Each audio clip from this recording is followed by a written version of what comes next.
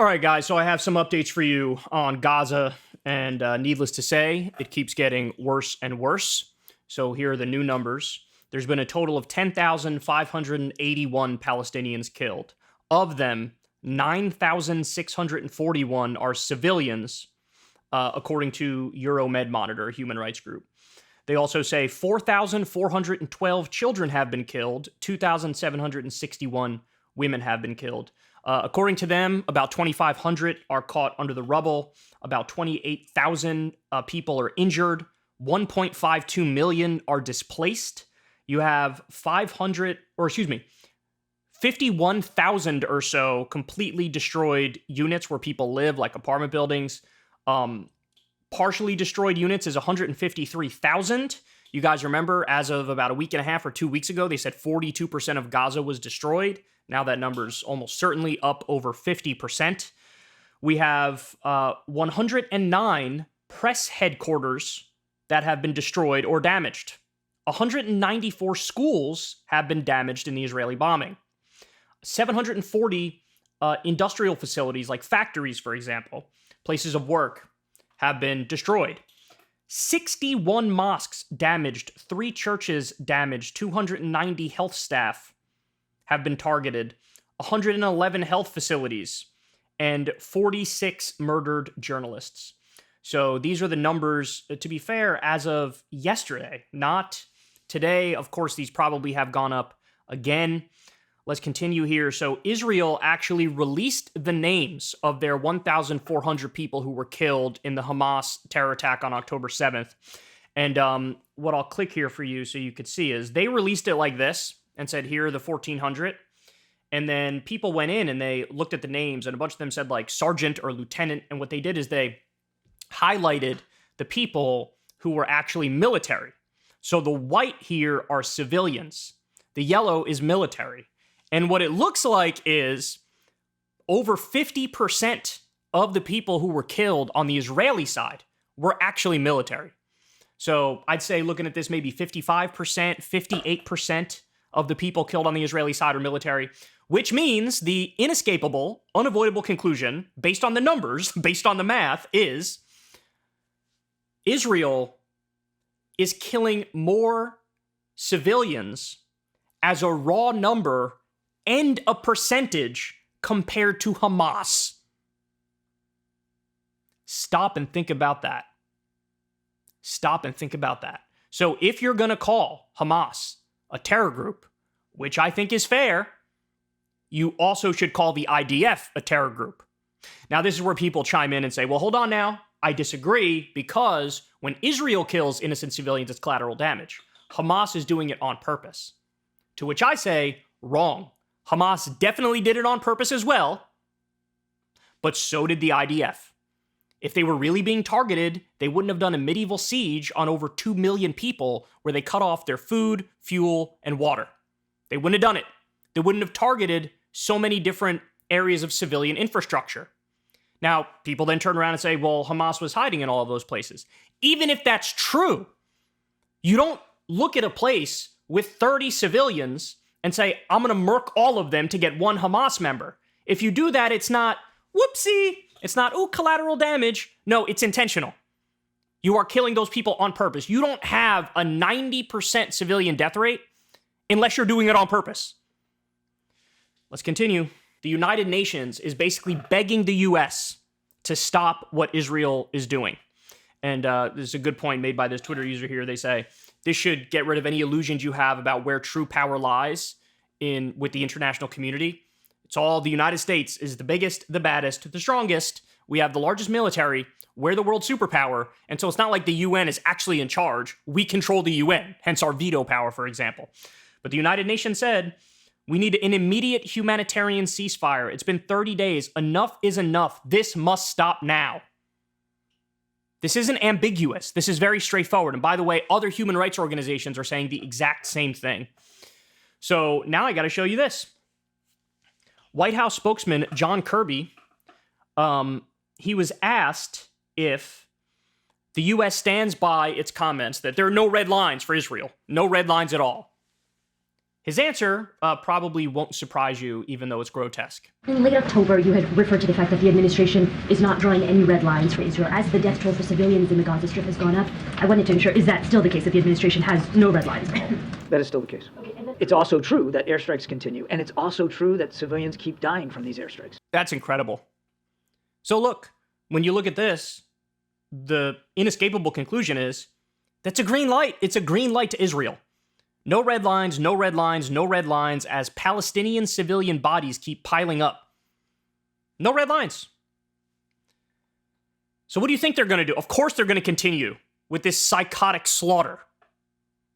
If the person or the country that really controls them is telling them, hey, it is what it is. All right, so now we have quite an admission here from Netanyahu. Listen to this. President Biden has said that it would be a mistake for Israel to occupy Gaza. Who should in Gaza when this is over? Those who don't want to continue the way of Hamas. It certainly is not. I think Israel will, for an indefinite period, will have the overall security responsibility, because we've seen what happens when we don't have it. When we don't have that security responsibility, what we have is the eruption of Hamas terror on a scale that we couldn't imagine. So in other words, yeah, we're annexing Gaza. Certainly at the very least, North Gaza, where they tried to kick everybody out of. Yeah, we're annexing Gaza. We're going to control it. It's going to be ours for an indefinite period of time. Is there any other way to view this than annexation? Ethnic cleansing? I mean, these are like, it really seems like textbook examples of that, doesn't it? It's not good, man. So here we go. Several memos are circulating in the State Department expressing dissent against Biden administration policy on the Israel-Gaza war. Expect the dissent across U.S. agencies to grow as the civilian death toll in Gaza rises. So this is reported in Politico here. So we already had one State Department official who was kind of a high-level official step down and say, this policy is crazy, I can't be a part of this. You have others now speaking up. We discussed the other day, even 17% of DNC staffers, and these are the most sycophantic, loyal Democratic Party hacks in the country, even they were like, I want nothing to do with this, Biden should call for a ceasefire, and they stepped out, and they wrote a letter. So you're really seeing something, a groundswell from the bottom up here. You're really seeing people who are trying to steer the ship in a better direction. And this is dissent from areas where you would normally never see dissent. These people just hook, line, and sinker go the way that they're told to go. But some people have a conscience and they're saying, I can't do it. I can't do it. Biden tells Bibi 3-day fighting pause could help secure release of some hostages. So they were begging him for a humanitarian pause the other day. He said no. You had, while Blinken was having a meeting with top Israeli officials, the IDF bombed a convoy of ambulances. So as they were saying, hey, can you please, we're just asking nicely, if you wouldn't mind, can you please stop for a little bit? And they're like, no. So now the ask has become so narrow and so pathetic. It's, hey, just a 3-day pause, then you could go back to bombing. And the only reason why we even want that 3-day pause is to try to get back some of the hostages. Now, by the way, they keep pretending like there are no deals on the table. There's been a number of deals on the table. One of the things Hamas said, it's an open question whether or not you believe them, but they did float the idea, we'll give you all of your hostages for all of our political prisoners. They floated that. There was even a time where it was like, if you just stop the bombing, we'll give you, all the hostages. We know for sure they're trying to release some of them because there's certain like foreign nationals that there's been reporting that they want to turn over the foreign nationals. But Israel's just continuing to relentlessly bomb, which, by the way, has killed, at least according to Hamas, again, it's a open question whether or not you believe them on the specifics of this stuff, but they say as a direct result of the Israeli bombing, 50 or 60 hostages have been killed. Does it really look like Israel is all that concerned with the hostages, the way that they're leveling Gaza? I mean, obviously, the hostages are in Gaza, and Israel is continuing to level Gaza. I just showed you the numbers of the people who are dead and the number of buildings destroyed. And now Biden has to beg for a 3-day pause To which Netanyahu's going to say, piss off? God, Biden, you wear the pants in this relationship. You can make it happen. You don't have to ask. You tell. We give them billions of dollars in aid. We give them a tremendous amount of weapons. You're the boss here. Can we please have a 3-day pause? No. Now shut up and fall in line. Lose your election because of me. Okay, I'll do that. Where's my stapler? All right, we also have this. The children of Gaza gave a press conference, basically to beg for their lives. Since the 7th of October, we face extermination, killing, bombing falling over our heads. All of this of front of the world. They lie to the world that they kill the parties, but they kill the people of Gaza, their dreams and their future. Kids of Gaza run out of death once and once. We come to Al-Shifa hospital to keep us from bombing. We suddenly run out of death more after bombing the hospital. The occupation is starving us. We don't find water, food, and we drink from the unusable water. We come now to shout and invite you to protect us. We want to live, we want peace, we want to judge the killers of children. We want medicine, food, and education. And we want to live as the other children live. Over 4,000 children have been killed in this bombing campaign. According to Ken Klippenstein and The Intercept, U.S. weapons transfers to Israel are shrouded in secrecy. So they go on to explain here that, and this is also the exact reason why that State Department official resigned and made a big show of it on the way out the door. He said, look, when the U.S. engages in arming other countries, Ukraine, for example, even Middle Eastern countries, there is a very clear record kept of it. You know where every bullet is going, every armored vest, every plane. It's incredibly detailed. And then the job of this guy who resigned, by the way, was like, let me try to get this stuff in the hands of the people who are most sane. So there's some effort to track it and have some degree of accountability with what's going on here. Now, you can say, I think it's a fair response to be like, well, that's largely PR. You know, it's not like they're actually making sure, hey, if these weapons go to Saudi Arabia, they're going to be used in the right way because we have this bureaucrat who's making sure of it. I think it's largely true that it's PR, but there's something official about tracking where every single piece of this goes and keeping a record of it. Now, they say when it comes to Israel, all of the standard operating procedures are out the window. They don't track it. There's no detailed record. Basically, the order is coming from higher up. Shut up. They get whatever the hell they want, and we don't even need to know the specifics. Let Israel loot the treasury and take whatever the hell they want from Raytheon and Boeing and Lockheed Martin. We're not even going to keep track of it, and we don't even care how they use it. This is the nature of our relationship with Israel. So there's also been 40 attacks. This is according to Fox News, 40 attacks on U.S. forces since October 17th. And they have a little map here that shows where those attacks have been. Now, there's been no injuries, not much damage to the bases. These are really like kind of sad little drone attacks from some Shia militias in the region. Here, I'll click this for you so you can get a little bit of a better view. But they say there's been 40 different attempted attacks from various Shia militias in the region against the United States at our bases. This is really interesting. So activists have been... this is an amazing tactic and an amazing strategy. I have to take my hat off to these activists here, but they've been doing this now in a number of different places. In this instance, they're blocking the entrance at the port of Tacoma, where a U.S. ship is believed to be carrying weapons to Israel, and it's docked there. And days ago, it was blocked in Oakland.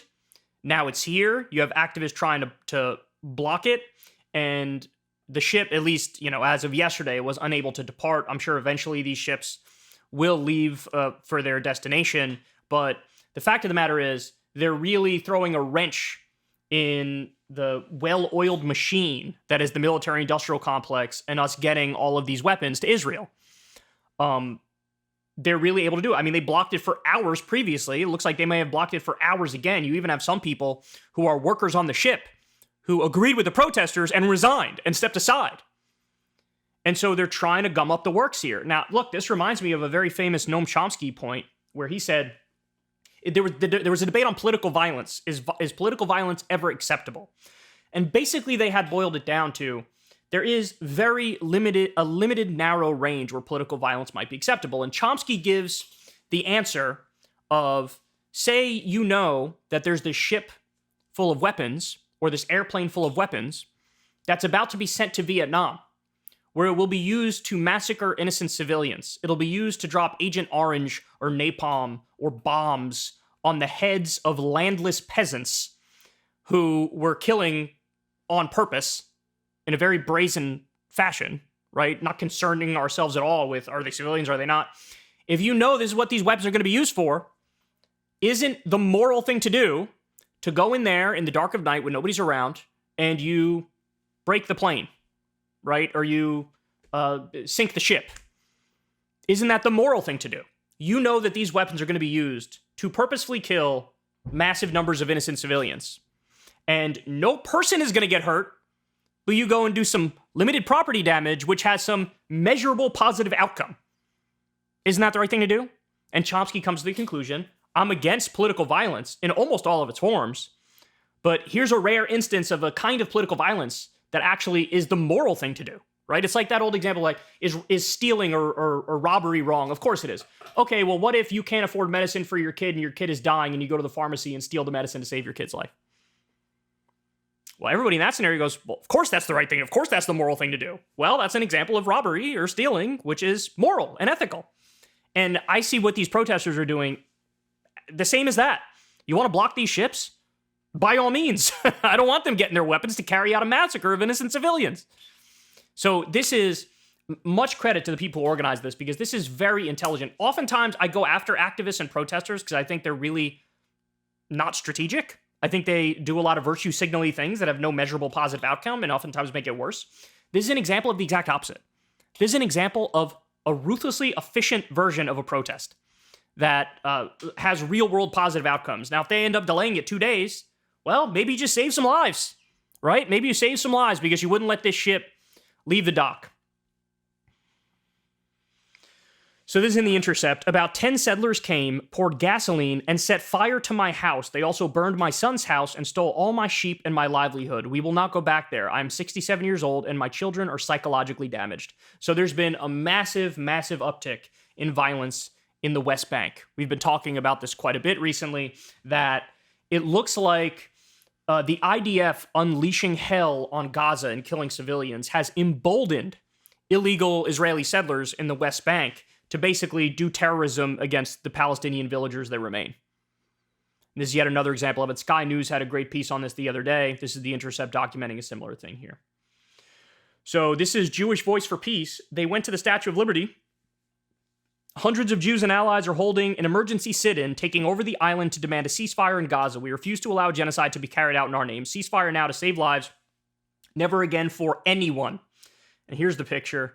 There's been a lot of this stuff going on recently, man. Now we have this. Sam Husseini talks to some State Department stooge. Really good probing questions here. And basically points out, like, hey, you guys know you can be tried for war crimes, right? You guys know that the U.S. is now complicit in war crimes, right? Watch this. Risk facing criminal and civil liability, aiding and abetting genocide, war crimes, and crimes against humanity under international law, and may face investigation and prosecution.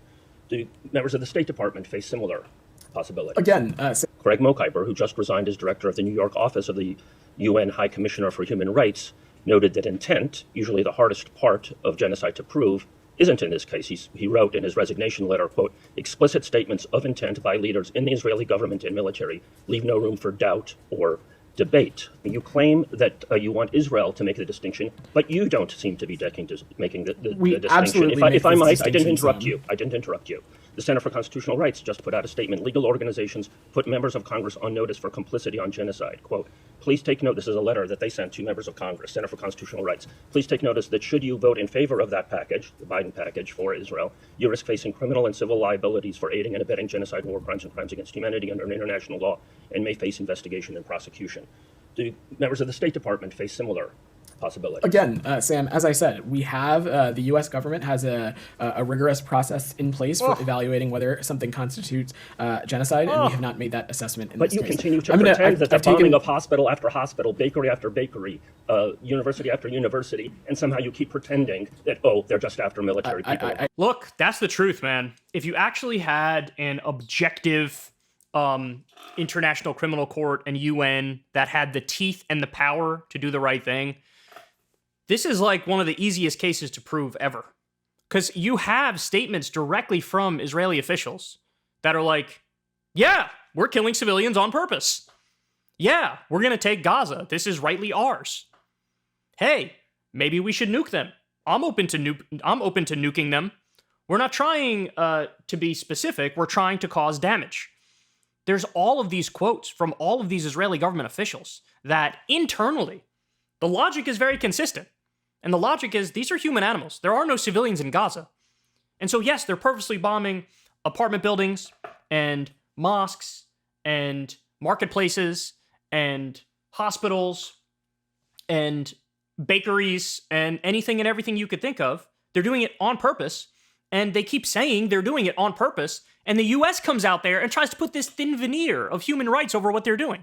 Oh, no. We tell them you got to be careful. You got to only focus on the bad guys. And we're making sure that they follow the proper processes. And it's like, homie, we have video. We have video. We have their own commentary. And so, yes, in a world that made sense, this would be easy to try in the International Criminal Court. But of course, the downside is we don't actually have an international community with any teeth.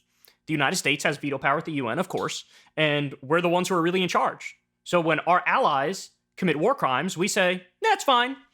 When our enemies do it, oh my, you are so bad. I mean, look at how they talked about Russia with Russia's war crimes in Ukraine. It was finger wagging, tut tut, how dare you, this is criminal, etc. When it's Israel, it's they mean well and they're following human rights and stuff. This is wild. So Matt Binder put this out here. Seeing this image spread online, once again posted by Visegrad24. Once again, completely wrong, yet it has received 2.4 plus million views. Stanford confirmed this was written by a pro-Israel community member attempting to draw negative attention to pro-Palestinian students. So look at this. This says, come chat about how Jewish babies should be burned alive. And Visegrad put this up as if it's like, look, the pro-Palestinian people are openly calling for genocide.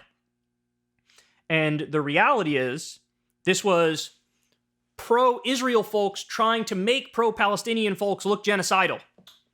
So in other words, it's a fake news story and it was spread as if it's reality. A lot of this going on lately, man. A lot of this going on. You got to be careful. There's a lot of fake news floating around out there. So the other day we had the far-right Israeli minister who called for potentially dropping an atomic bomb on Gaza and saying, yeah, this has been floated. We've had this conversation. And then we got, he is suspended. Netanyahu said, how dare you? And he suspended him. Well, here's the reality. A far-right Israeli minister suggested nuking millions of people in Gaza. Netanyahu said he suspended the minister, but he doesn't actually have the power to do that. Sure enough, hours later, the minister took part in a government vote. It's amazing. Finally, I'll leave you with this one.